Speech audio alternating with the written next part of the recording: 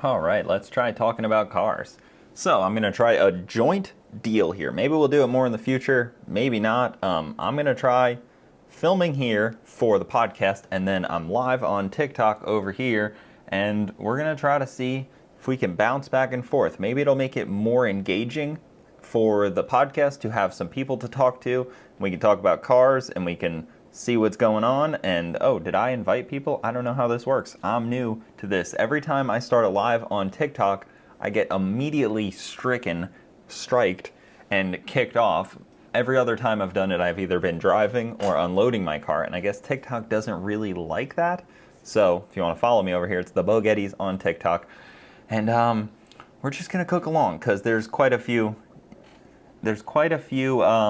interesting. I don't know how it works, but there's quite a few interesting topics that we can bring up in this. So, I was just reading about the SU7 Nürburgring time. Do people genuinely care about Nürburgring times is one of my big questions I have in this world.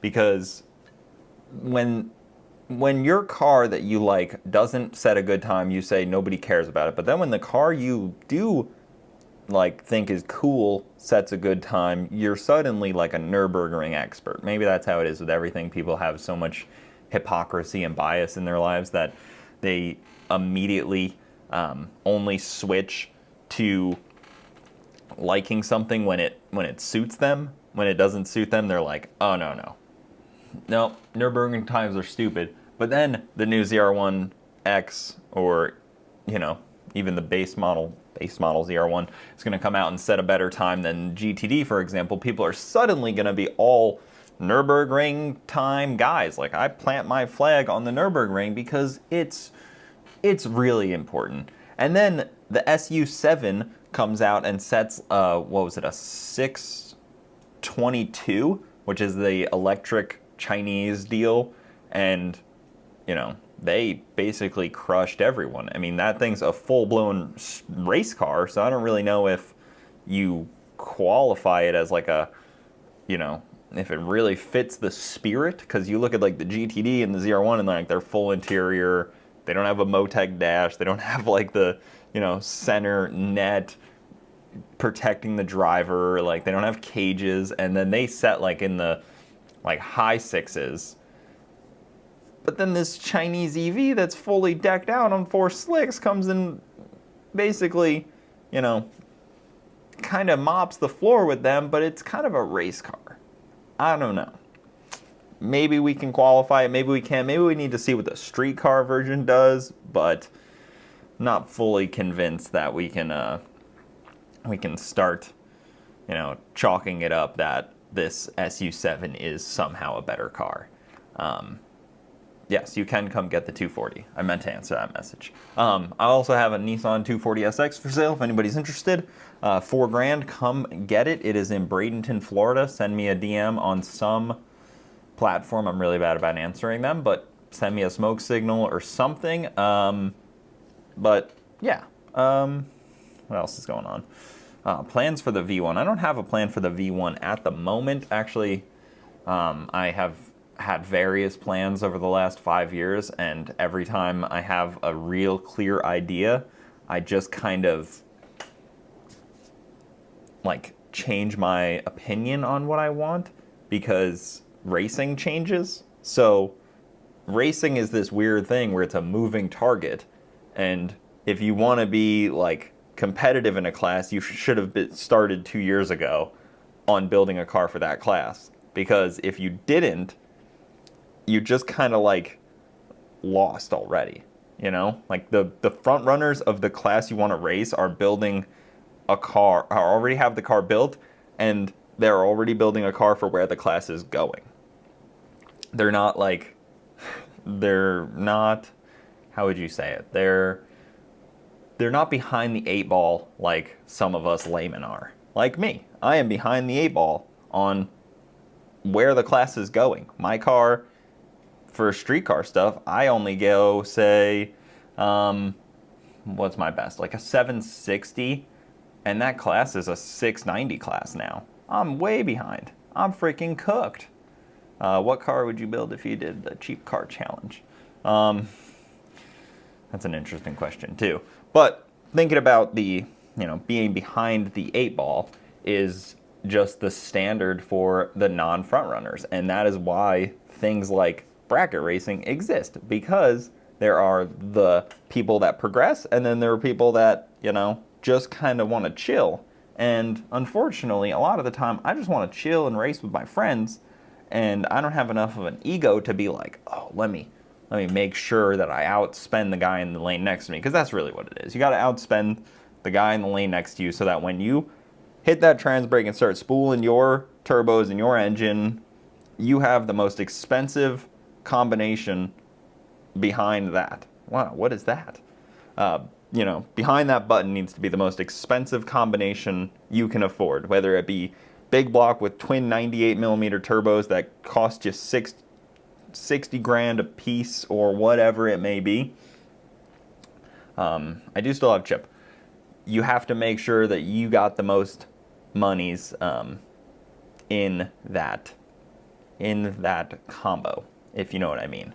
And I don't like to bitch about not outspending the guy next to me. I really don't care. I mean, spend all you want. I hope you spend as much money as possible, because more money in motorsports is good. I want to see fast shit. I want to see like true race cars. I am as much of a fan of drag racing as I am a fan of drag racing. Like, I like to let off the button, but I also like to watch drag racing and see cool shit. And if I see somebody that has 50 sensors just on their engine and another 60 on their chassis, I'm excited by that. That's cool. That's like next level progressive shit. That's what we want to see as racers. But to try to like pull other people down into like a, to make them fit the box that I try to put myself in would be unfair.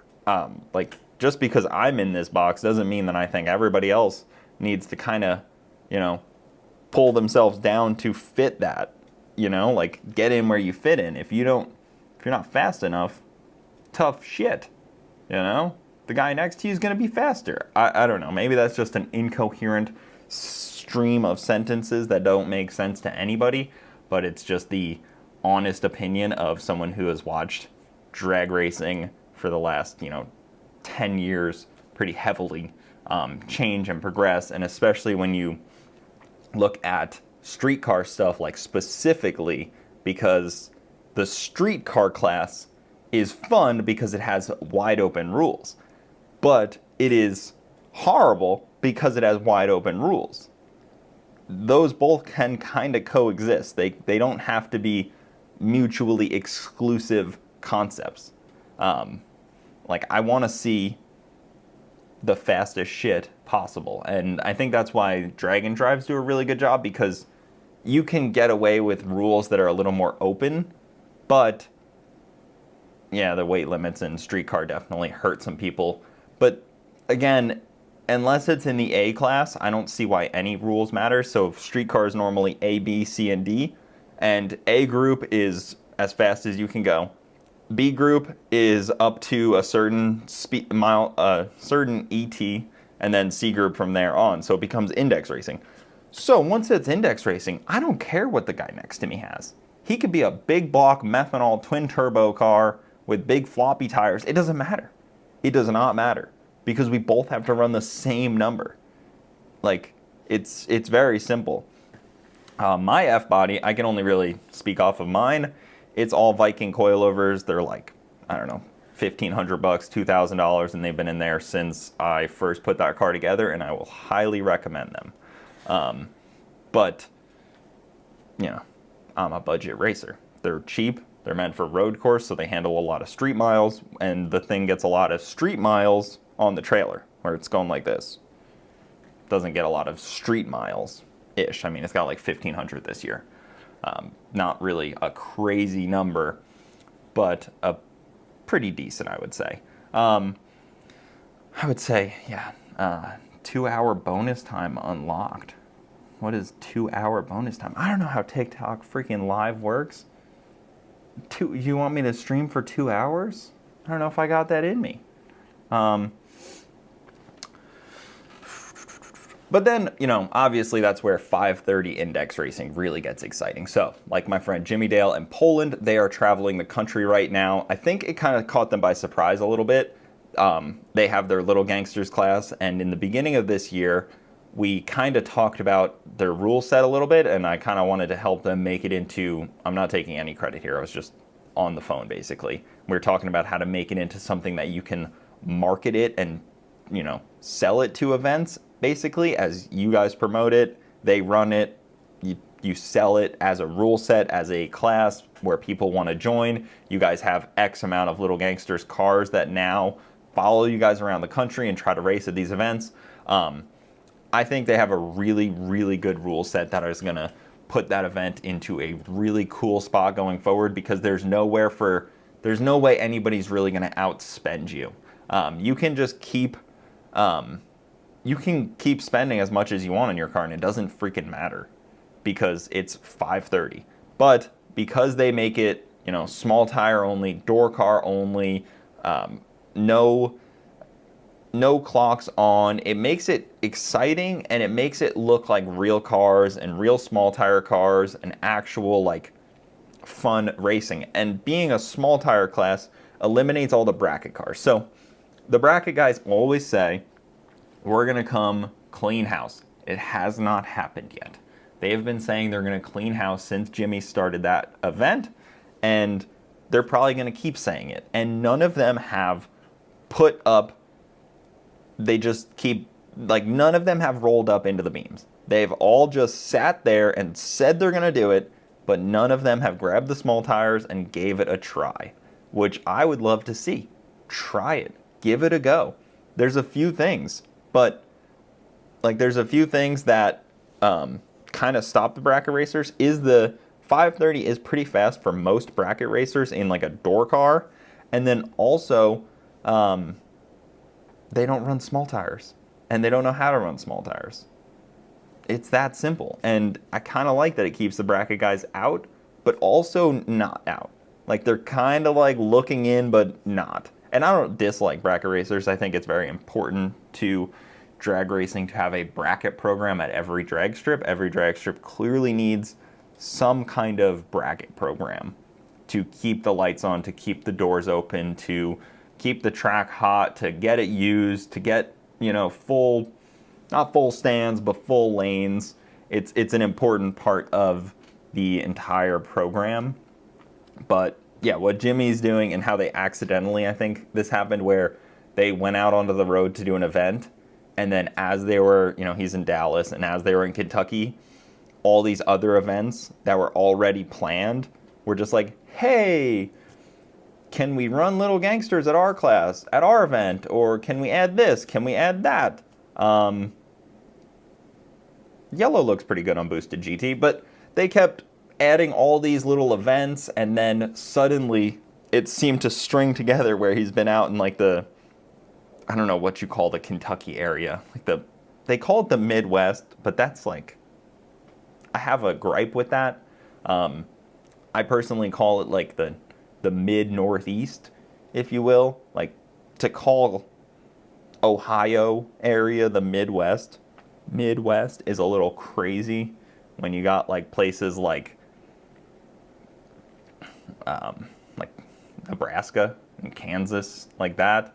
The Heartland, that makes more sense. People try to call it the Midwest. I don't like that. But then he ended up just out there. It seems like he's been out there for a couple weeks now, just running his race at all these different places, and it's so cool because these racers can run 530s at all these different tracks and just completely, not break the bank, because running 530s, you shouldn't really break your car. You shouldn't blow up often. And then you can just chase around Little Gangsters throughout the whole, whatever you call that area. Let's pivot a little bit, because I saw something else here pretty funny. Would you try dirt track racing? I'm not a very good, circle track driver. I don't have much experience. It'd be interesting, but it's not really my forte. I would probably have to get a lot more practice, obviously. But it's never really been huge on my bucket list of circle track racing, I'd probably rather like some road course racing, maybe try like Sebring or something like that, have like something like a Miata or something. What would be like a good road course car? Maybe like a late model oval car. That seems fun. There seems like a lot of racing around Florida to do that, but I don't know if I would want to be on dirt. I don't think the 2J Camaro will be at War in the Woods under my ownership. I don't really like the sketchy track stuff that much. It seems like a really fun opportunity for a lot of people, but it's not my thing. I definitely don't like not using a tree. I really enjoy using a tree. I don't enjoy flashlight as much as it is. Limpy does a great job and everything. I'm pretty sure War in the Woods flashlight. Yeah. It's just not my thing. I prefer to use the tree as designed when it's on a front side. When it is optional that there's a tree there, you should use the tree.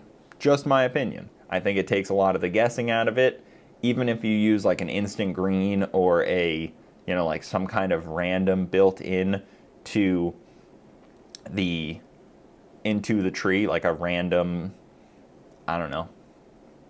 I've done some computer programming in my life. I'd imagine you'd be able to easily build in more of a random timer into it with some easy programming, that it just seems like it would make the most sense. Once both cars light all 4 bulbs, something happens and boom, it's random. Just a thought. It would take out the guessing game of like you see people like give the thumbs up when they're fully on boost.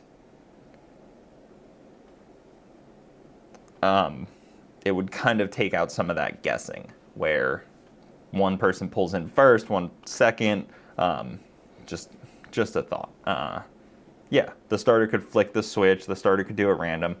That's exactly my thought.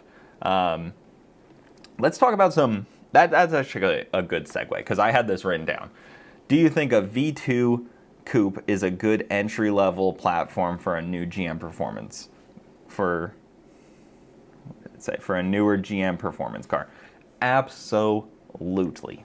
I'm not a fan of the coupe, but if you like the coupe, live it up.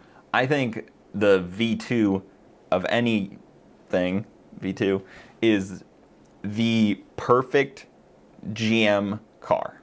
I know that sounds aggressive, but I think it's the peak of where tunability, simplicity, and engine horsepower and transmission stuff kind of collided. After that, it kind of skewed where tunability went this way, or fuel system stuff got overcomplicated with the direct injection, horsepower stuff kind of changed, that kind of thing. Obviously C6 is in that same conversation. I think C7 changed a lot of it with complexity, and I think the V2 is basically the perfect, especially because you can get stick shift if you really want it simple, but the transmission in the V2 is really, really excellent. 850 is pretty fast for a V2 personally. I think 850 you might as well build like an actual race car.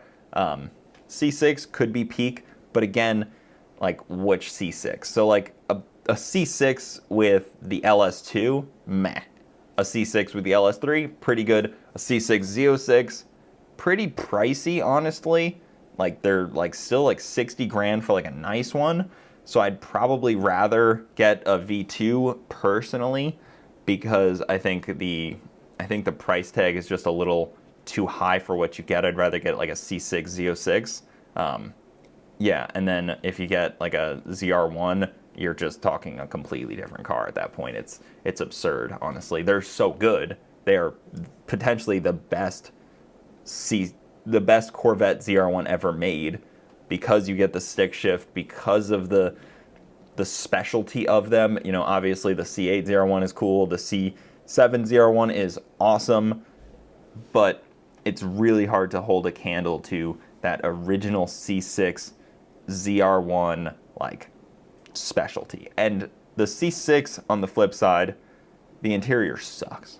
it feels like it's all plastic. Like you look at it wrong and shit's cracking. But GM hasn't known how to make a plastic interior in ever.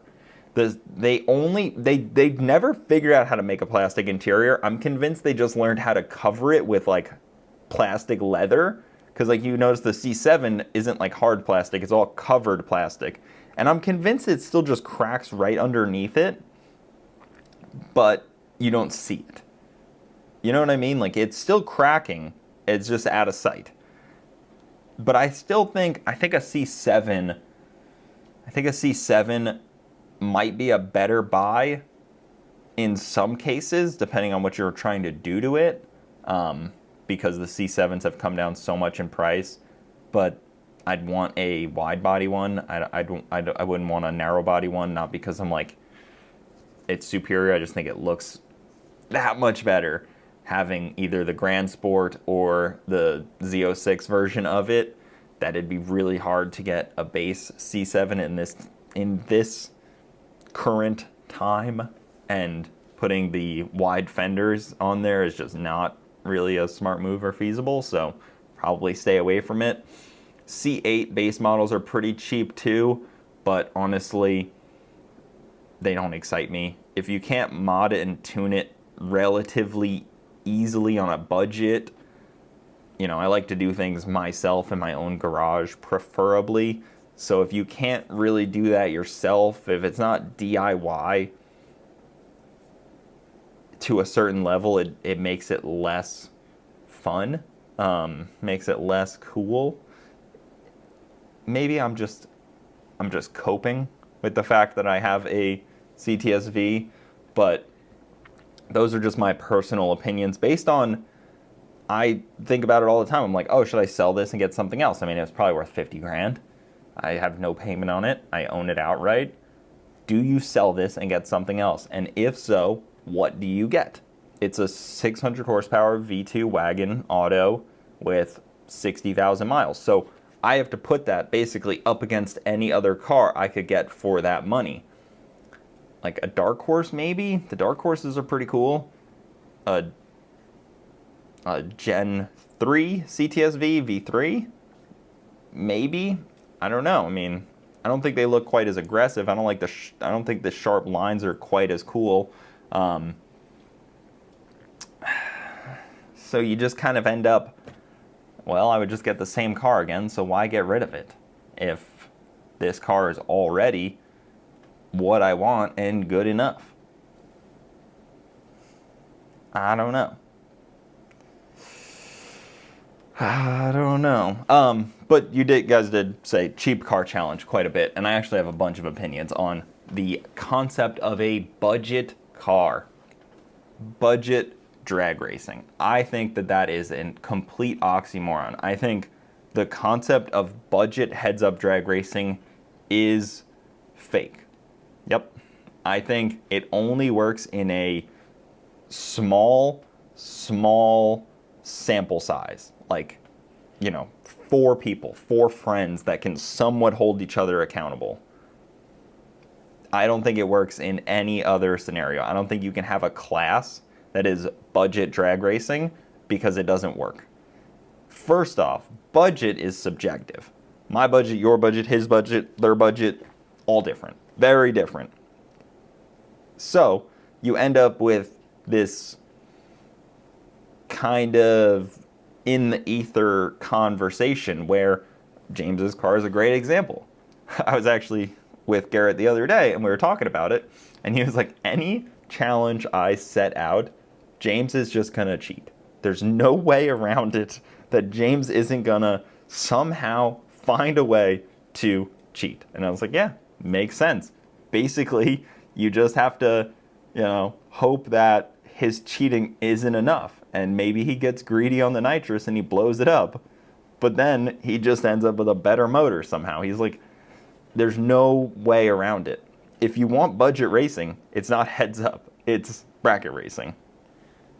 No beach bend anytime soon. But if you want like a budget class, you and your friends have to do it, because it doesn't exist anywhere else. There's no way to police it unless you have a The only way to police it is if you could buy the guy's car after for the price that he said it was. That's how they police it in like Lemons.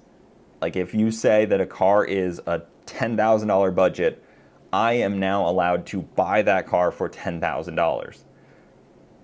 But also, like, I don't want you buying my car. If I just put all this work and effort into it, like, I don't want you buying it. Also, how do you identify, like, budget? So you take it to, you know, me and Garrett had this conversation. You go to Fast Forward Racing and you use their machine shop. They didn't charge you. Okay, well, you just got thousands of dollars worth of machine work. Yes, it was labor and someone else's machines. You didn't buy a part. There's no exchange in parts, but machine work isn't just nothing. It doesn't just... It's not nothing. Yeah, we talked about that too. You could do a factory sealed engine where, you know, you get a sealed engine, but then it just becomes like spec racing. It's not as exciting as you think. That's what I said. I said you need a committee of like 5 people that can judge every item that goes on the car and judge the car in total and decide what this car is actually worth, or else you're just going to end up with cars that are, you know, oh, I don't know, I got a scratch and dent full chassis because, you know, Cameron Johnson said he didn't like the way that this bar looked, so he ended up giving us a full chassis. It was really awesome. And then we just had to put our own motor in it. And then I ended up finding, you won't believe it, I found this, you know, big block sitting out back. Oh my goodness. It just happened. But that's how the budget stuff never ends up working. And it can never work. That's just my take. Just an opinion that budget drag racing doesn't make sense. It's fun for the videos, but I think as a real class in drag racing, because that's really who I'm talking to. Obviously the videos are cool, but the people that say, oh, this needs to become like a class where others can join, that's where it doesn't work. That's where it doesn't end up making much sense. And as much as I'd like that to be real, yeah, exactly. It was fun to watch, but you can't actually do it. And that's not hating on Garrett. That is just the ability to translate what he did into something else. And also, I think a lot of other people, this came up really heavily in the Sick Week comments on one of the posts about the Cheap Car Challenge. Was people saying like, oh, this should be like a permanent class, like look at how many people were watching, look at all this. It's like, yeah, but, you know, drag and drives are already budget deals because there's dial your own for anyone. And it's proven that those aren't as exciting. So it already exists. If you want to go on a drag and drive on a budget, you can. It doesn't need its own class. Like it's fully there. Sick Week actually does a really good job at that. The dial your own stuff, you can compete with people that are running 2 seconds faster than you. But you're in a budget car. It's just, there's this like warped effect that because it got a lot of views on a massively successful YouTube channel, that means that you can transfer it into actual drag racing. And I was talking to Garrett about this the other day. Somebody asked if I do still hang out with him.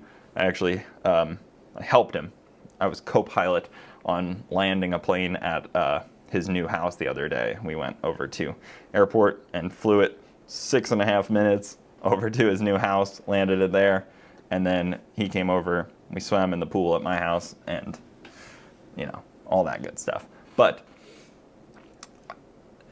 it always brings the question of how do you get more people into drag racing? And I think that's always the real dilemma.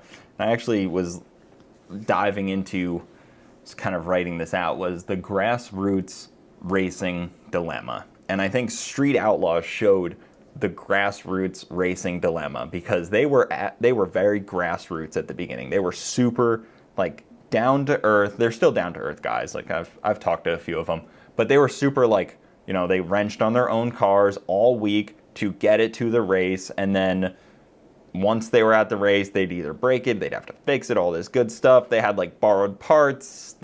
People helped that, and then like slowly the show progressed, and then they all had like Proline Hemis, big blowers, like sponsored this, full chassis, and they were still the same people. They were just finally able to, you know, live out their dreams of having full chassis cars.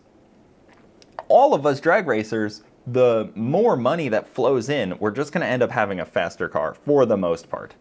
But that's where you end up seeing, oh, grassroots turns into like this huge thing once money's involved. So people love grassroots racing and they want to see it explode. But the second it explodes, it becomes not grassroots racing anymore, and then it becomes, you know, pro mod with a 481X Hemi and, you know, like the full chassis team, stacker, 2 tuners on standby. Like, that's what happens. Like, it's just, as you flow money in, they rise up, and that's no fault. That's what we want to see as a spectator, but there's a certain threshold that it hits that suddenly you don't want to see it anymore, or suddenly you don't care about it anymore. I think once Street Outlaws kind of became No Prep Kings, it started to lose people. Even though it was cool and fast cars, it became so unrelatable that people started to tune out. They were like, oh, well, I don't relate to a roots blown Hemi anymore. I used to relate to the guy that had his Nova that, you know, had a carburetor on it and a couple kits of nitrous, but I don't relate to the roots blown Hemi guy anymore. And that's fine. Like we want to see that racing as well, but it's the crutch and the double-edged sword of grassroots racing that I think is really tough, because even as you know, me, I watch a lot of grassroots drivers and I'm really rooting for them, but there's that tipping point where it no longer becomes like, it's no longer the underdog anymore, I guess you could say. That's not really the right term, but it ends up being the reality is at some point it's just another guy in NHRA Pro Mod.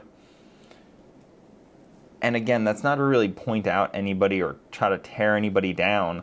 I think they understand this dilemma, and it's the true dilemma. It's grassroots racing doesn't make enough money for these guys to do it full time. And then once they make it full time, they're not grassroots racing anymore, because the guys that are grassroots racing hate the guys that are, you know, like baller coming into the budget race, the budget classes to grassroots race. It's just the nature of the beast. And then you even get into, should races have big payouts? Because if you have a big payout, you attract the fast cars. And if you attract the fast cars, then you end up kicking out your hometown heroes or your local guys that aren't competitive with that. But if you just have a low payout and your hometown heroes, you end up with your test and tune with a payout, and then it's really not exciting to watch, because, you know, you don't want to watch the average guys going. As much as people say they want to watch the average guy, I don't believe that be true. I think they want to see the fast shit and the really close racing. They may pretend they want to see it on the internet, like, oh, I want to see like low budget stuff that I can really, you know, really relate to. But then when push comes to shove and it's time to put your ass in a seat, they're nowhere to be found, because it wasn't as exciting as they made you think it was. And there's always that good meme of, if I ran a racetrack. You know, it's like the Dr. Seuss book that says, if I ran a racetrack, because everybody has an opinion about how to run the racetrack the best. My opinion usually is like, have some clean bathrooms, decent food, prep the track if it's a radial prep, and then, the rest should kind of be on the promoter, if you will. There's always that too, the 3 legs of any event, who it all falls on. So I like to think of events have 3 legs. Any one leg falls out in that event sucks. Promoter has to do its job, track has to do their job, and racers have to do their job.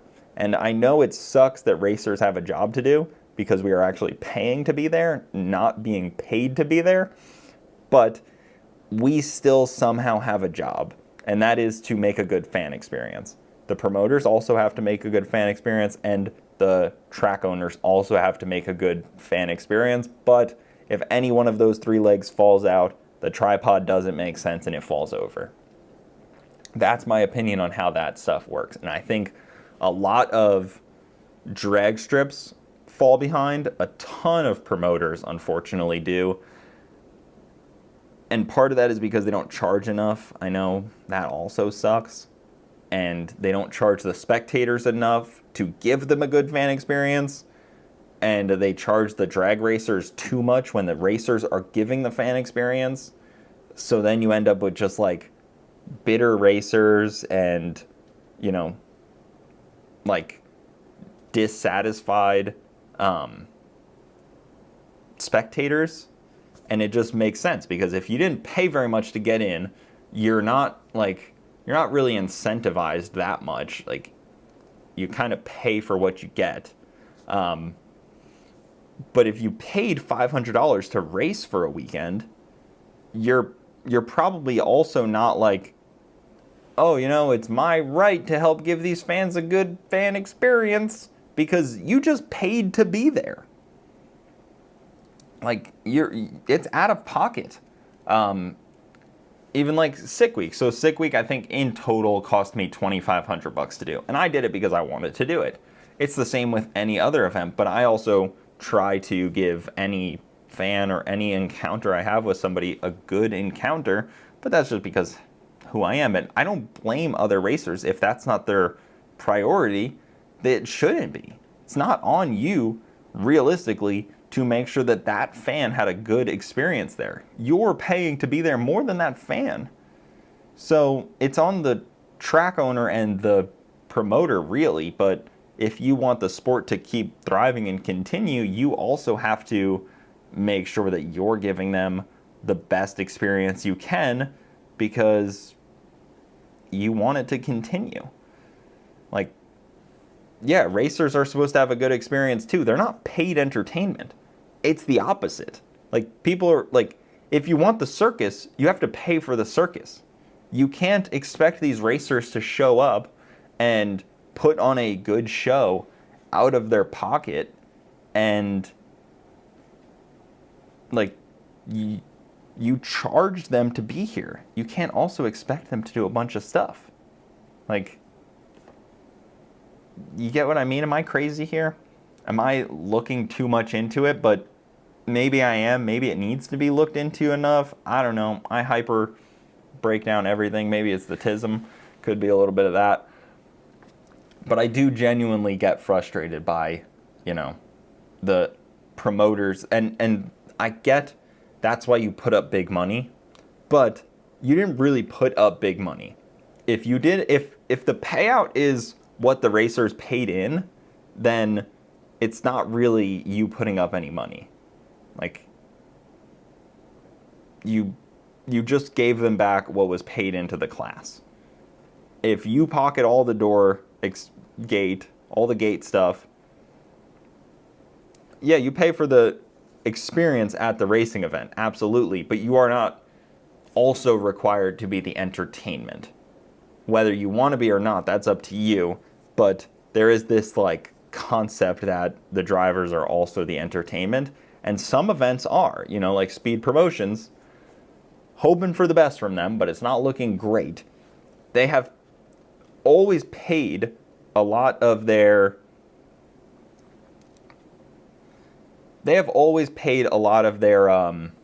people to be there. Like, they pay appearance fees for all of their What the heck? They pay for all of their appearance fees for a lot of their drivers, but then when they stop paying them for appearance fees, they kind of stopped showing up. They weren't guaranteed to show up. You see people like Justin Swanstrom, he just stopped going to these events. Like, he was just like not interested anymore because it's too expensive for him not to be getting paid. Yeah, it's the same for all motorsports. I mean, but a lot of motorsports, they get bigger sponsors. Drag racing tend not to have like money sponsors. That's often been one of my gripes with motorsports is the sponsor stickers you see on the car are usually not giving these drivers money, and I believe they deserve money, but they are really just getting parts, which is cool and great, but like a free set of coilovers doesn't help you get to your event. It doesn't help you spend the money being on the road. It doesn't help you like any of that. Like Off-Road Racing Championship, they get huge deals. See, I don't know. Like drag racing is that one sport where they really expect you to be both the customer and the entertainment. It's kind of sucks. It's kind of a stupid concept. And I've talked about it before where, you know, you look at like what the Savannah Bananas do. Or even like what Garrett does in circle track racing. He doesn't do it in drag racing really, except for the Christmas tree race. He does it in circle track racing with putting on a show that lasts 2 hours and then it's done. Over. No more. But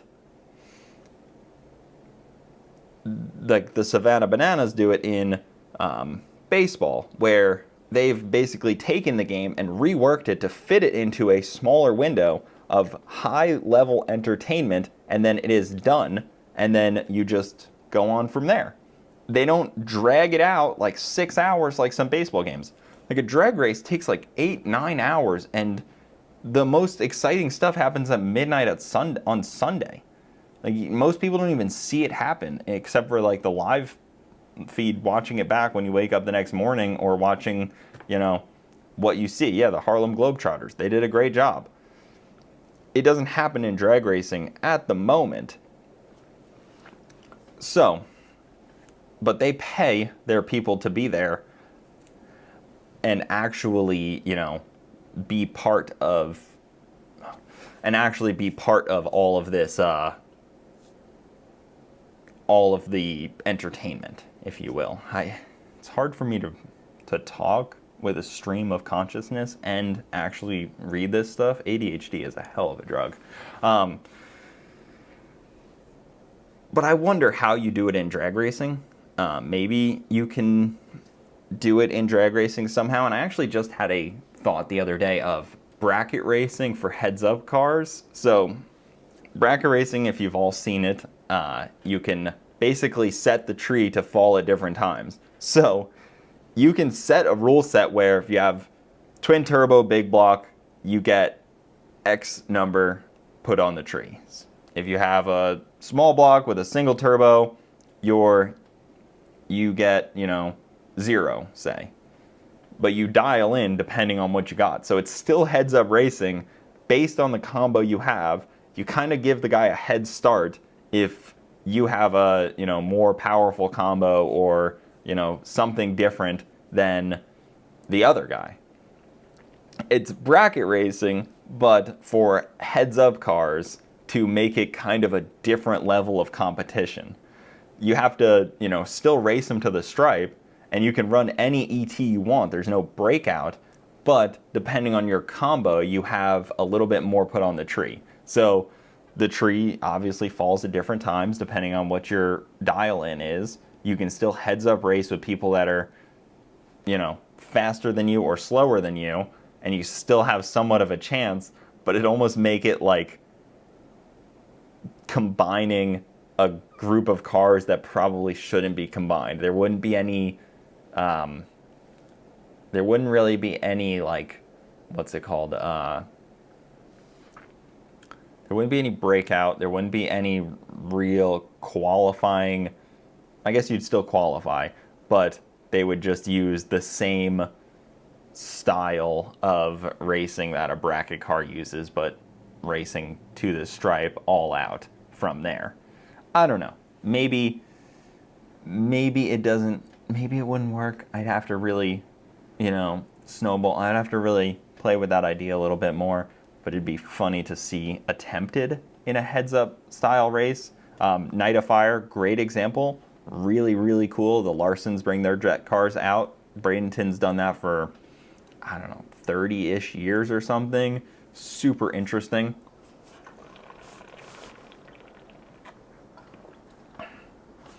People don't like when they hear me drink water. Yeah, you could probably do it at Bradenton for a test. I bet they'd allow me to try it out, and I'd have to write down how that would work. But it would allow, say, a twin-turbo V8 to race a four-cylinder Honda and still be competitive with each other. I know you guys could hear it, but there's another recording right here that's filming over there because, you got to record everything that happens in here. I did not join I didn't get invited to join the Cheap Car Challenge. I didn't know if that was an open invite. Well, I guess it started on sick week anyways, and I was already on sick week with my Camaro, so it didn't really make sense because I already had a car and I was already racing my car on sick week. And they did the Cheap Car Challenge on sick week as well, so that was way earlier planned to do the Cheap Car Challenge for sick week, and I was already pretty well committed to winning my orange helmet back here somewhere. There it is. Pretty well committed to winning my orange helmet, so probably wouldn't have made sense anyways. Yeah, look at that. You can see the orange helmet now. Maybe the other camera can still see me. Overall view on Coyote motors. I think Coyote motors are probably the greatest factory aluminum motor ever made for making horsepower. I think they've proven that with, making 2,000 horsepower on a factory block with sleeves. It's honestly unfair if you are of the other variety of engines, like a Hemi, like a Gen 5 Hemi, or like an LS or an LT. It really is sickening to look at a Coyote and see what kind of power it makes, and then it just makes it, it's frustrating. Public gambling at a track is an interesting concept. I personally don't gamble. I don't really like gambling. I'm not against people gambling. I think you could live it up. I personally don't. Very against it myself for doing it for me. But I think, what hard R? Retard? I'm personally not a fan of it, but again, if you would like to gamble at a track, I'm actually fully okay with that. If you wanted to, I think, do it legally, you probably couldn't, because state laws tend to be against that. You're not really allowed to do any gambling in the state of Florida unless you're on Seminole land, and the drag strip is not on Seminole land. If you're on native land, you can gamble. That's basically how it works in Florida and many other states. I know in New York when I lived there, you had to do it at, what's it called? Oh man, what's the name of that casino on Long Island? I can't remember now, but it was Native American as well. They're always on native land, basically, in many states. I don't go to LS Fest anymore. I used to. I don't really have a good LS car these days like I did. Chip's okay, but it's not quite fast enough. It is legal till you get caught. I know many people that lost thousands upon thousands of dollars in 3-card Monte, where people have the 3 cards and they just shuffle them around, and then they have a guy in the stands that are, like a guy in the crowd that's kind of like on the keep, I guess you would call it, and they help them take everyone's money because they lose on purpose and take some of the guy's money, and then they convince you that you can win money, and then you get involved thinking you can win money, and then you don't. You never do. If you did, He let you win to keep you on the roll. I remember we were at Ice Cream Cruise one year, I-29, and I'm pretty sure it was Boosted Boy Kyle and Emilio lost all of their merchandise money that they made that whole weekend. They lost every dollar to this 3-card Monte guy that they made over the last 3 days. He took it all. They just thought that they were going to win it all back, and they never did. We were at World Cup as well, and the second year I went to World Cup, my family met me from New York, and my brother thought that he could win, my older brother, and me and my dad grew up like right outside New York City, so he's seen 3-card Monte. I've seen 3-card Monte. My brother, a little more green behind the ears, I guess, on this, at the time had not seen this in practice, and again, thought that he could win. I'm trying to tell him, like, don't do it, don't do it, don't do it. He's going to take your money. And my brother's like, no. I guarantee you, I got it. And I was like, you don't. You just don't. I've been here before. My dad's like, let him learn. And I'm like, but he's going to lose. Lost $100 like that. Instantly. We grew up in the same house. I'm like, how are you this naive? We grew up together. Like, you're my older brother. I watched like it all. I watched this all happen. And now he was probably $200 less that day. Me and my dad were cracking up because we both knew what was going to happen. We had both seen it, and it still happened. It's like watching a train crash. Like, you don't want to look away because it's entertaining, but we just watched it happen. Watched it all unfold right there in front of us, and unfortunately couldn't stop him. He's probably learned since then. Since then, he's been to Thailand a bunch of times and all over. Like, he's been to the Middle East, and he's traveled a lot more, I would say. But that day at the racetrack, his first time at a drag strip, probably his last time at a drag strip also, is watching him lose a couple $100 in 3-card Monte. Always classic, and that is a great example of why I don't like gambling. The house always wins. That random guy, maybe missing a few teeth, he's done 3-card Monte more times than you can count, and he is better than, as good as you think you are at winning, he's better. And there's guys that always show up at some races. They often get kicked out. I've seen it happen. I've seen many of them get kicked out of World Cup. I think I saw somebody get kicked out, and I-29, the guy gets chased out, but he gets chased out with thousands of dollars. He's not losing money. It's just the card game. It doesn't involve racing at all. It can be done anywhere where there's a crowd. The first time I saw it get done was on a bus on the way to a concert. That's it. That was where I saw it happen, was just on a bus. And anywhere that there's people with cash, they will take you for some 3-card Monte. It's hilarious. I love it. I hope to watch it happen again. I think newbies deserve for it to happen a little bit, and I think that's what my dad taught me that day.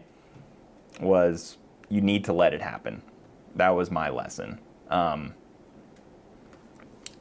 Yeah, funny times.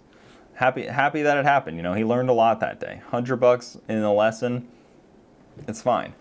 Event marketing is another one I wanted to talk about. I think these people put on good events and they suck at marketing. There's no real good infrastructure or good motor.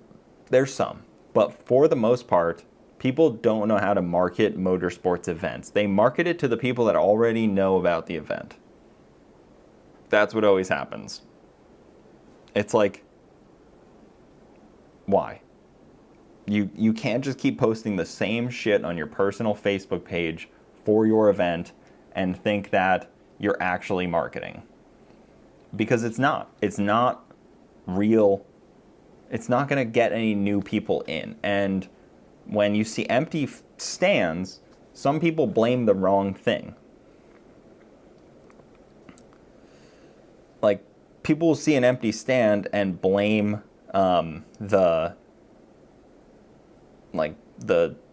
race, or they'll blame the classes, or they'll blame the rule set, or they'll blame how much it costs to get in the gate, or maybe they'll even blame the racer. But they seem like they never take that as I need to market this better. I need to pay for more advertising. I need to pay for more exposure. They just don't. And they suck at doing it. If so, maybe some of them do, but I get it's a stressful issue, because paying for marketing that you don't see an immediate return on is really difficult. I've paid thousands of dollars for marketing on products throughout different eras of my lifetime and what I've done in the past, and people just end up being shitty at doing it. And they probably end up spending, unfortunately, more money to try to drum up business, and they just pointed in the wrong direction. It happens. I think in motorsports, by design, people have a bad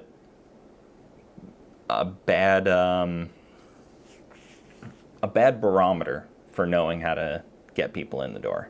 And I'm not saying I have all the answers. I'm just saying a lot of people do it wrong. Chinese turbos. Aren't all turbos Chinese? Some are just more expensive Chinese? It would be fun to join the cheap car challenge, but I don't know if I want to spend that kind of money on a cheap car. I mean, they're not really cheap. They're still, what, 15 grand? Like, that's not a budget car, honestly. It's like real money, you know? Freaking budget car to me is like 5 grand. I don't know if Cleve pays for, I'm sure he pays for his employees' cars. I'm sure he didn't pay for Tom Bailey's car. But the content would be good. That's true. It's true. There's a lot of money up front. My budget is $500. That's where I'm at. $500, good budget. Oh no. Just gave me a puzzle piece and it said the live was going to end. Yeah, Tom Bailey has other businesses outside of Sick Week. Sick Week is not Tom Bailey's bread and butter, from my understanding. Yeah, that's where I would think. But I'm going to log off this live feed. Hopefully you guys had some fun. I will talk to everyone later. Thank you so much for watching. We'll try again another day. We'll see you next time.